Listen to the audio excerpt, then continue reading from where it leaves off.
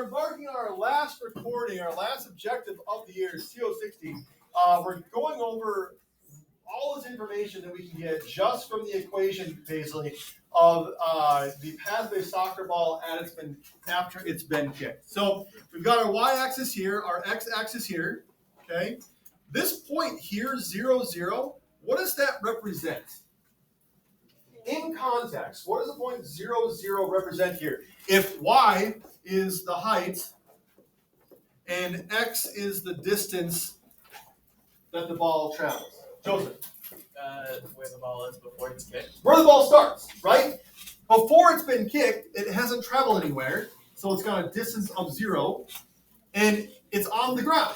So it has a height of 0 also, okay? The ball's path in the air is not altered, and it lands on the ground. So first of all, what direction is this parabola over? Down, right? It's a soccer ball being kicked. It's going to get kicked, it's going to go up, and it's going to come back down, and it's going to land again, okay? Now, will it roll? Yes, blah, blah, blah, okay. But this is the graph of the parabola from the time the ball leaves the ground to the end, right? As it's traveling, notice x is getting bigger because it's going a distance, okay? Y is getting higher because the ball goes up, it reaches the vertex, and it comes back down to 0 again and lands on the ground. Andrea, Paul, I need you listening up here, please. Now, letter B, find the distance the ball was in the air. The distance the ball was in the air. What are we looking for here? Or what's going to help us get to this answer? We want to know what this distance is right here, right? That's the distance the ball was in the air. What are we looking for? How will it help us? Oh. We're looking for the x-intercepts, okay? Find the x-intercepts. Why is that going to help us? Yeah. Because if we subtract the largest one from the start, then it'll get us. Right, and this first one we know is 0, right?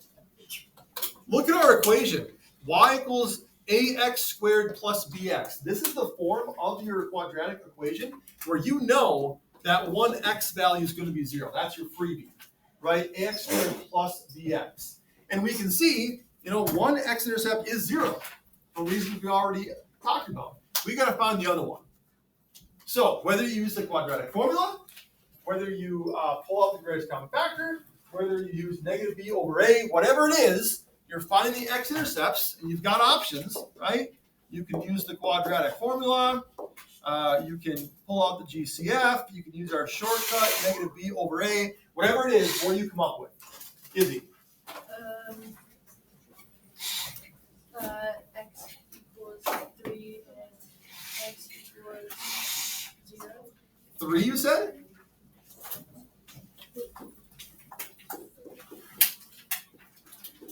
It's not going to be 3. Anyone else get something different? Katie? 30. So somewhere you lost a decimal point. Maybe you only put in 0.4 instead of 0.04. Okay? But x equals 0, x equals 30. Anyone need to see the work behind this with the quadratic formula or the GCF, negative over a, whatever method that you use? Nick, you want to see it? Yep. Okay, what method do you prefer? I prefer the crab claw. This is not a crab claw situation. So crab claw is when you're multiplying two binomials, right? We're factoring here. So crab claw wouldn't apply. These are your 3 options. Quadratic formula. GCF. What's that? GCF. GCF. Okay. So going to our equation, what's the GCF of negative 0.04x squared and 1.2x? Oh. Yeah. Is it 0.02? Wait, no, this is going. Okay. What, Nick? What can you pull out of negative 0.04x squared and 1.2x? What do they both have? They both have a decimal point. Yes. 0.04. Yeah, they have 0.04, I guess. Yeah. Okay. They also both have A 1. an x. They both have an x. Okay. X squared and an x. You take out an x, and you're left with negative 0.04x plus 1.2. Now, this is the freebie, right? Because we want this to equal 0. Our objective is to make both of these things equal to 0. Because 0 times anything will be 0, or likewise, anything times 0 will be 0. And this is where your freebie comes from. What value for x makes it 0? 0. We see that. We already have that one. Okay? Now for this one, your shortcut, that negative b over a, you're taking negative 1.2 divided by negative 0.04. And that's going to give you 30. That's your other x-intercept here. Okay? If you use the quadratic formula, where c equals 0, solve for that, you should have gotten the same thing. Yes? How do you know whether or not you need to find the x-intercept or the y-intercept? So the y-intercept is typically, it would ask you, what's the initial value, or where does it start? Or if it said, what's the height of the ball before it's been kicked? The fact that it uses the word distance here, which variable deals with distance? It says height, y, x is the horizontal distance. So it's important to read the question so that you know which variable stands for what. If it's asking for the distance, you're solving for x because x represents the distance. If it said height, then you solve for y. Okay? All right, other questions on that one? Okay, and the next one now, it kind of goes right along with this. Letter C says, I don't want to erase things yet because I want to use this here. It says, how far had the ball traveled when it reached its highest point? Well, the highest point is right here, and that's called the what? Vertex. Now, notice the question. How far had the ball traveled? What variable is it looking for here? Which variable is it asking for? How far had the ball traveled? Sam? I don't know what it's called, but it's like right down the middle. Okay, is it asking for x or asking for y? Let's start there. Asking for x, right? Y is the height, x is the distance, how far something travels. It's asking you for x. So it's asking you for x at the vertex point. Sam, that's called the axis of symmetry. Yeah, that's what I was. And how does your answer in letter B greatly help you in letter C? You can just go, what's the middle? 15. Right, what's in the middle? Okay? If this ball is traveling 30 feet, and by definition the vertex is in the middle, that means that at this highest point, it's gone 15 feet. The x value of the vertex is 15, right? Right here, 15. Because at its highest point, when it's in the middle, if it travels a total of 30, that means it traveled 15 at that point. So what we need here, we need the axis of symmetry, which is a fancy name for the x value of the vertex. What were your hints? How far had the ball traveled? That's asking for x. At its highest point, that's the vertex. Okay? Questions on that one? What's another way you could find this answer without using the graph? Maybe you didn't really understand B, but you understood C. What's another method that you could use here? Yeah. Negative B over 2A. That gives you the x value of the vertex, which is what you were calculating here. Negative 1.2, negative B, over 2 times negative 0.04. That equals 15. Right? Yes. Okay. Questions on this? Briggs, Will, put it away. Sam. How many extra credits are in the other test? The normal. Less than that. 3. 2. 2 at the end, maybe a hidden 55 somewhere in the test, and then your self-score. So possibly 4. I will make sure there's a hidden 55. Okay, letter D. What was the height of the ball at its highest point, right? So now, here's our diagram, right? We know this is 0. We know this is 15. Its highest point, we know this is 30. Now, what's it asking for? Now it's asking for not the y-intercept, the y value of the vertex. The height value is the y value. So it says, what is the height? What was y? Okay. At its highest point, that's the vertex again. So letter C asks you for the x value of the vertex. Letter D asks you for the y value of the vertex. Well, we already know the x value of the vertex is 15. We got that from letter C. If you didn't get letter C, you'd have to do negative b over 2a now to get 15. That's x. How do we get y? Plug it in. Okay? Y equals negative 0.04 times 15 squared plus 1.2 times 15. What do you get? 17.96. Do you have a second on that? That answer doesn't sound familiar. So I'm just going to double check it here. I did it wrong? No, not you. Because it is possible. I mean, I am known to make mistakes. I think it's 9. I got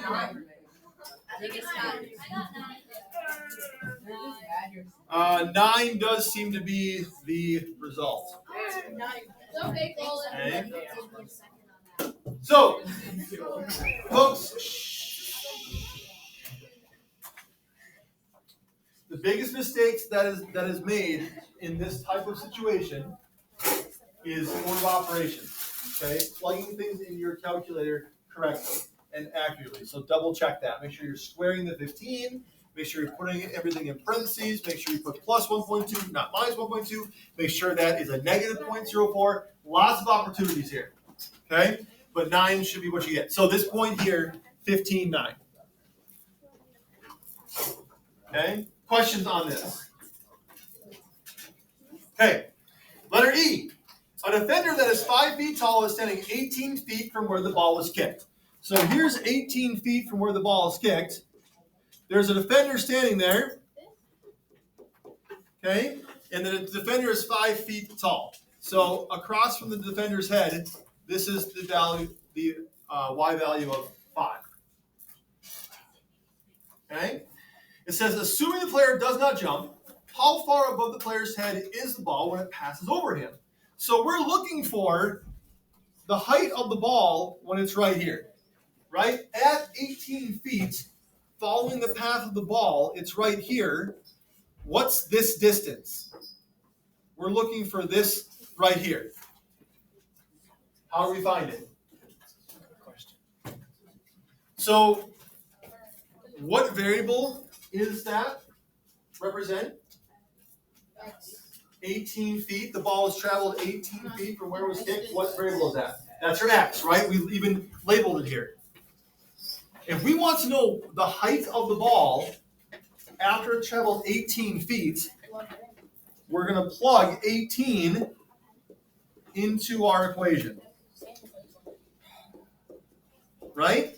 Because plugging in that value for x will give us the height of the ball. It's going to give us y, the height of the ball, after it's traveled 18 feet. And that ends up being negative 0.04 times 18 squared plus 1.2 times 18. 8.64. Right? It's on its descent now.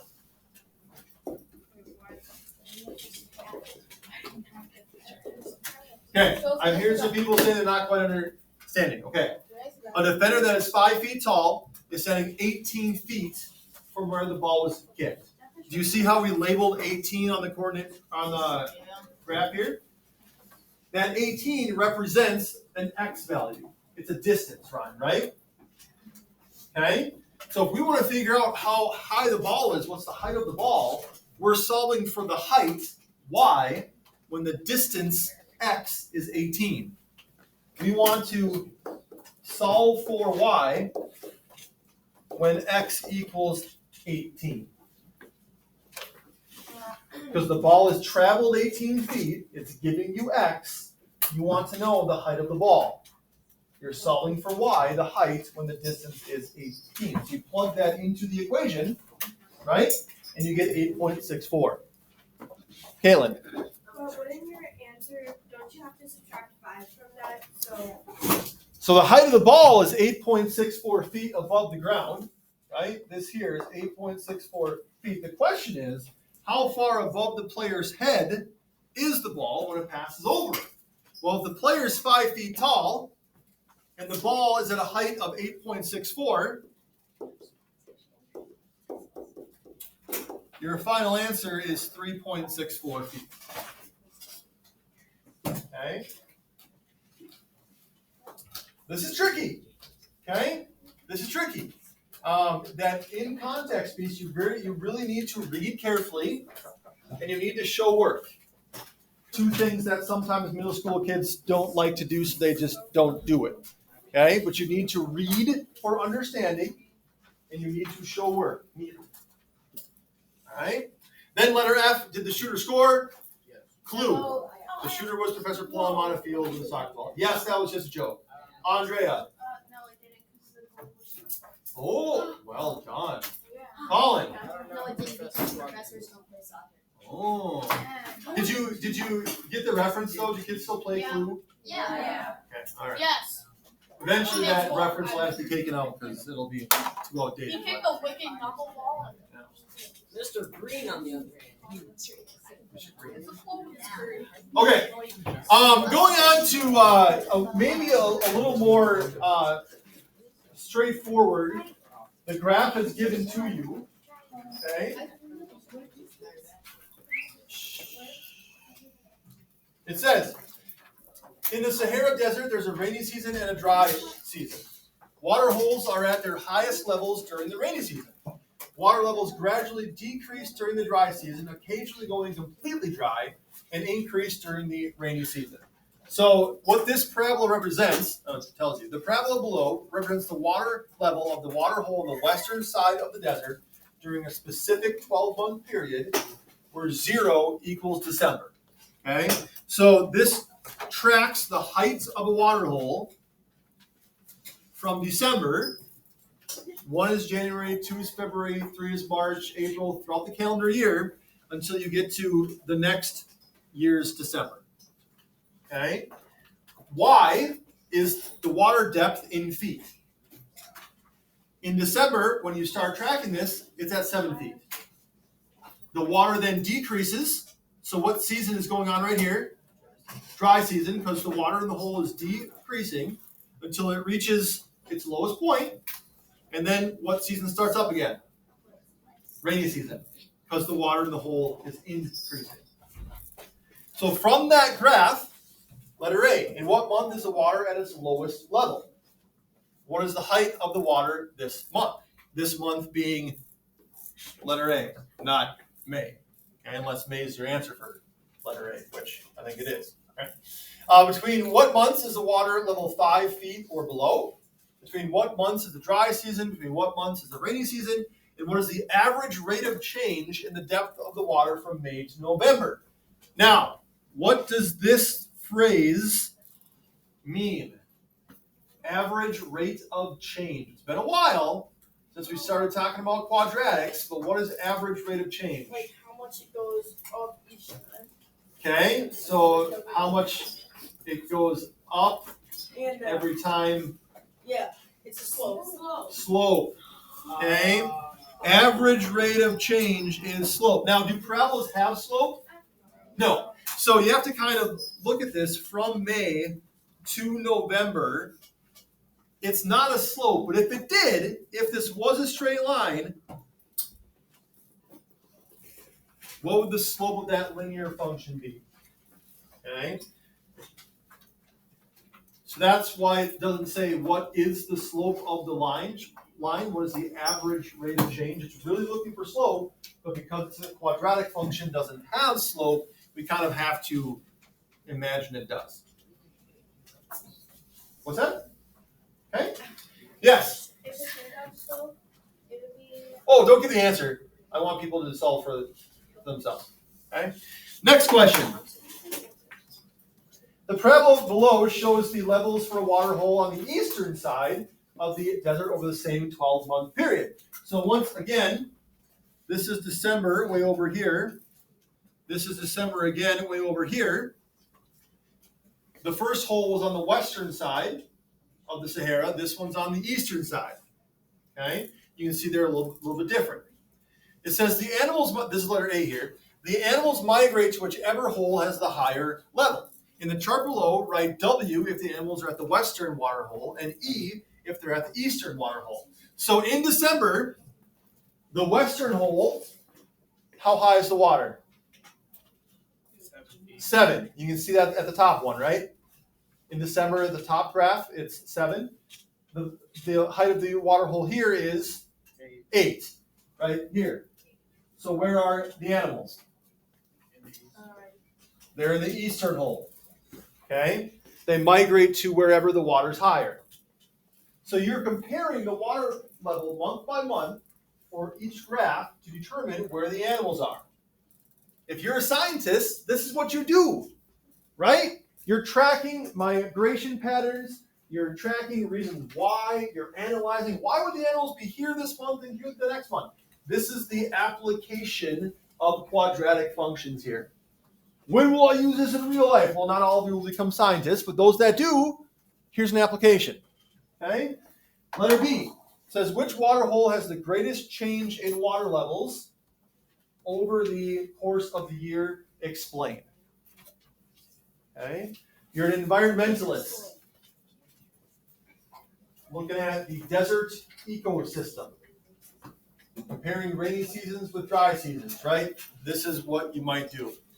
And that's it. Okay? Homework for tomorrow is that page. And then you have a practice test. And your one-shot, no PO test, one-day test will be on Thursday. Questions, comments, concerns, complaints, compliments, congratulations, criticisms. Paul. Yes, now you may go. Thank you for your patience. If you're missing a math packet, I need it by Friday. If I need to print something, please let me know that. Friday is Fun Deal Day, so we're not going to have class. So that can seek me out. Your last con of the year is due Thursday as well. This is kind of your wrap-up week. Okay? Wrapping everything up. Hold on before I answer your question. Everyone good? Cool? Oh, will the Vikings get the practice this year? Yes, twice. All right, that's how you math. Don't forget to like and subscribe. Make sure I cut the video this